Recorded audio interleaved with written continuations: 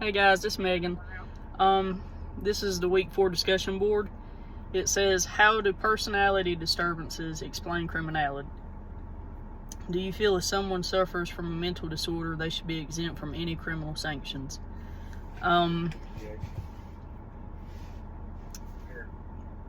There are so many different studies on childhood trauma that can contribute to someone growing up and having mental disorders from the trauma. And kids that go through a lot of trauma when they're younger, they a lot of them tend to grow up and kind of do the same thing that they were put through. You see a lot of this in sexual assault cases with where the offender was assaulted as they were a juvenile, and it becomes a sort of like a progressive crime thing that they're going through as they're getting older. It's really hard to say whether or not that they should be taken. I mean, certain crimes, yes, there's there's certain things that you could do that there's no excuse for.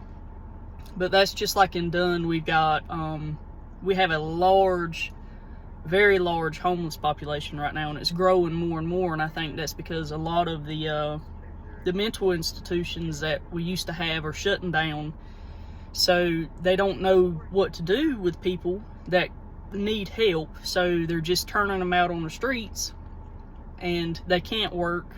They resort to crime to live.